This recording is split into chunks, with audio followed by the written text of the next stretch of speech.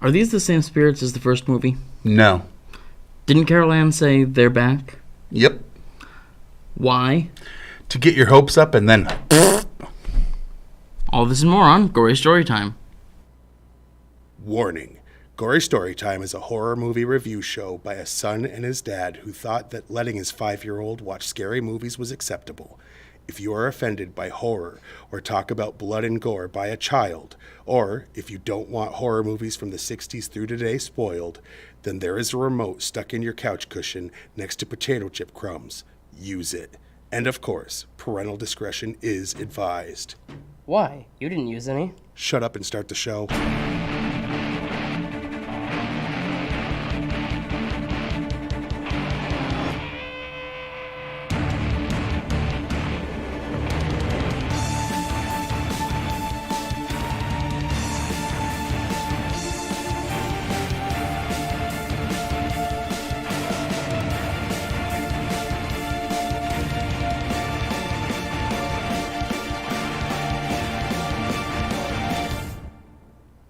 Welcome to Gory Storytime. I'm your host, Jason. I'm his co-host and his father, Craig. And this week, as you can see, we're doing Poltergeist 2, The Other Side. He had never seen it. We'd reviewed Poltergeist a while back, like probably I think a couple we even years. did the reboot. Did we? Or the remake, whatever, yeah. Yeah, maybe. I don't know. If so, we didn't care for it, which means sometimes if we don't care for something, we don't do it. But this is the first of 4 movies that are going to be about other realities, other dimensions, and the other side. Stephen King's Talisman called it the territories. Yeah. It's kind of like the multiverse idea. I mean, basically, like, it just runs with what string theory tries to prove, where it's like, all right, maybe there's other stuff. Yeah. And Marvel, DC, they do it all. And we've noticed it's brought up a lot in a lot of things, so we're not going to, if it's just like a half-ass mention, we're not going to be like, oh. That's obviously the same thing. But this movie involved the other side, Right. Insidious had a lot of that. Insidious, unfortunately, exists. Well, we aren't going to be doing those, but we're going to do 4 movies about alternate planes of existence or something, basically. Something along those lines. And Poltergeist is a good one to go into. Here's the premise. The family from the first one is trying to recover from everything that happened in the first one, because, spoiler alert, in the first one, the house is gone. Yeah. And they have to deal with that they have no house to live in, so they had to move somewhere else, and they no longer have a TV, because anyone that saw the first one gets that. But an evil spirit wants to, it's not the same ones as the first one, but there's an evil spirit that was on the other side that saw Carol Ann and decided me and my followers want her. And he was kind of inspired by that Kool-Aid cult guy, Jim Jones. Really? Yeah, kind of. I didn't know that. I've never seen what he looked like. Well, he was someone that convinced a bunch of his followers to take their lives to go somewhere else. To the other side? Yeah. So now he wants her because he had seen her during the events of the first one. That's basically the premise, and the family just having to deal with a new spirit, but this time it's basically one that's after her specifically, not a bunch that's after the family. Stuff happens to the family just so that they can get to the one. Anything else really to describe before we show them the trailer? Nothing else you want to... All right, so let's roll the trailer so you can see what we're talking about.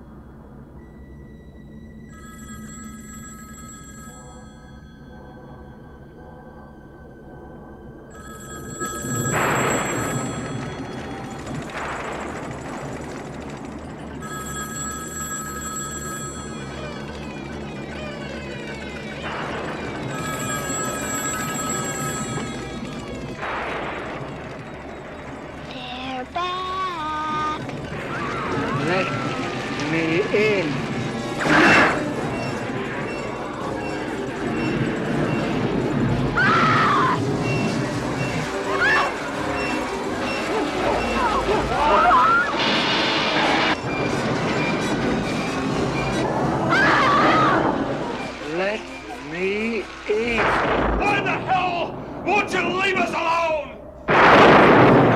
You are gonna die!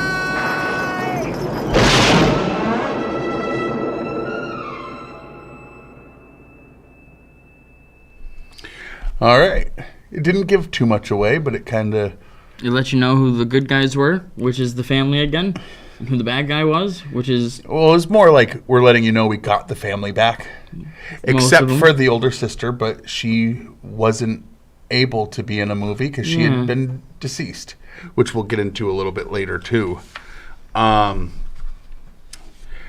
before we get into the behind-the-scenes information, we're going to sell ourselves like, streetwalkers, ladies of the night, as it were.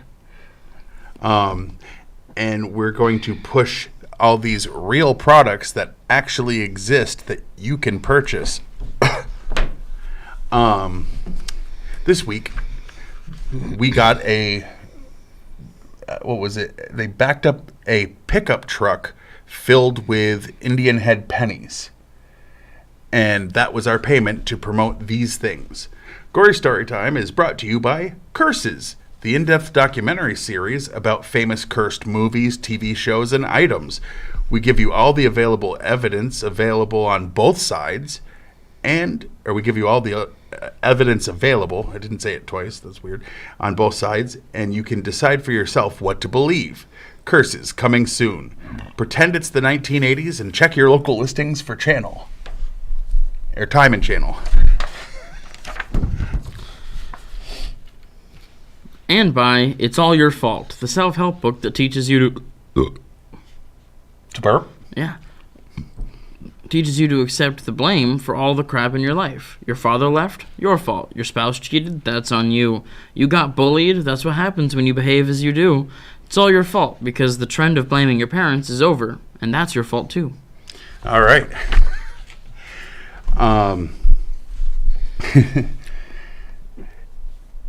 Now, let's get into the meat and beef of the show. That's what Jason likes to call the behind-the-scenes information, the meat and beef. Yes, or as I like to call it, the meat and beef of the show. Yes, see. Yes. You want to go first, or you want me to? Sure. I'll go first. It's like, sure is not an answer. Well, I was saying sure before you continued. All right. Heather O'Rourke was so afraid of Julian Beck, Reverend Kane, the first time she saw him that she burst into tears. The only family member that's absent from this film is Dana, who, according to the script, is off to college, but they never filmed a scene explaining away her absence. Dominique Dunn, in real life, was murdered by her boyfriend, John Thomas Sweeney, who later changed his name to John Mora and disappeared completely, shortly after Poltergeist premiered. Ultimately, no mention is made of Dana in the final film. It was decided by the filmmakers to retire her character and not recast her out of respect to the actress and her family. The film was, at one point, to have been filmed in 3D. This idea was eventually abandoned after seeing the failures of other 3D horror movies, including Friday the 13th Part 3, Jaws 3D, and Amityville 3D, which was a previous flop from MGM. The partially grown vomit creature was performed by stuntman Noble Craig, a triple amputee who lost both legs and an arm and an eye while serving in the Vietnam War. Wow. The film had an original running time of 131 minutes before being edited down to 91 minutes. It's believed that MGM rushed production and ordered the cuts, e.g. For example. Oh, okay. The final battle with Kane lasts all of 2 minutes.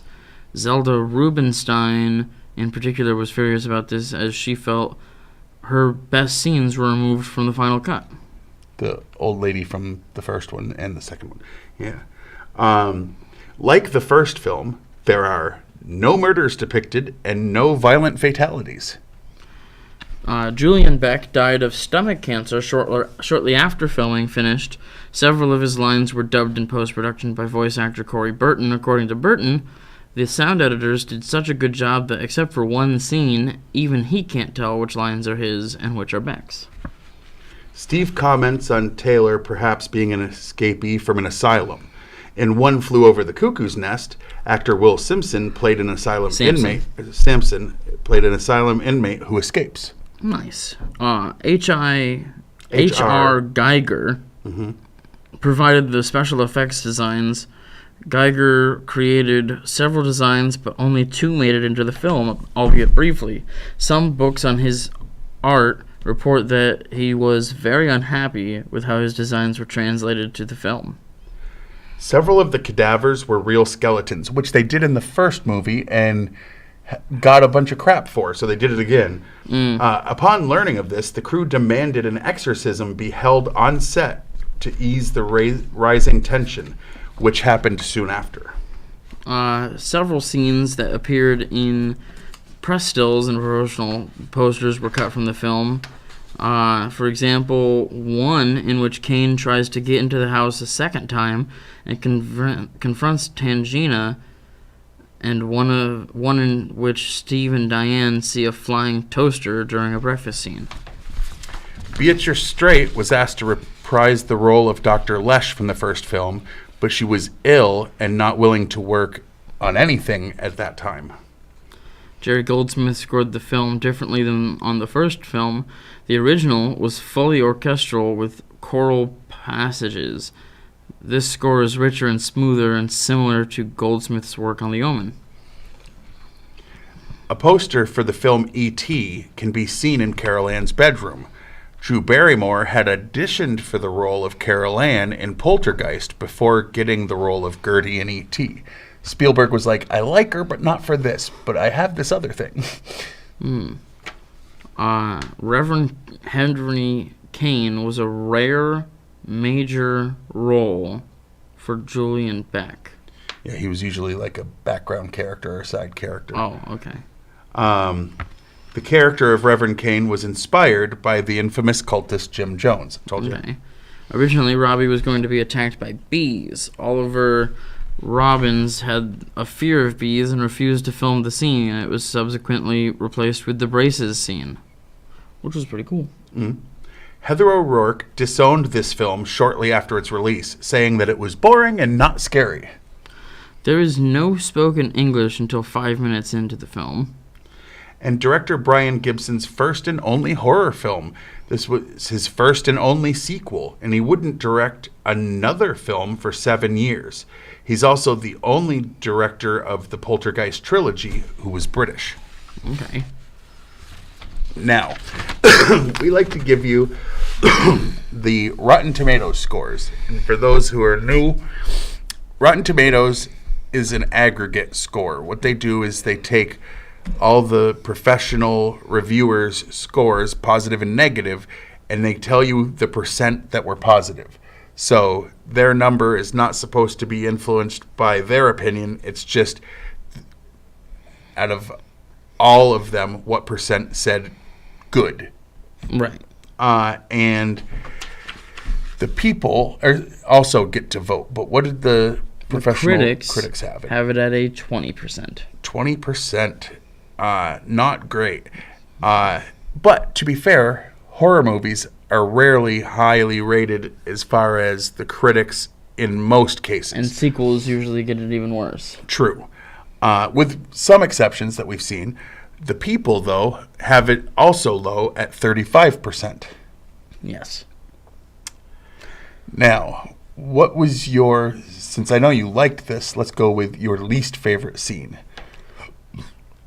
I mean, I think it's pretty obvious as, like, it's the only one that I ever heard people complain about. But in the movie, it doesn't even make sense. She answers that toy phone, and then she yells back to her mom, "They're back." And it's like, first of all, there's only one of them this time. So it's not they, it's he. And second of all, it's not the same ones. Right. They took the house and they bounced. Yeah. Like, they're not back. And I think my least favorite thing is similar in that it's related. It was very thin. This entity happened to be where she was brought last time and happened to see her and decided he's going to fixate on trying to get her over there again because he had nothing to do with the first group of spirits that were involved.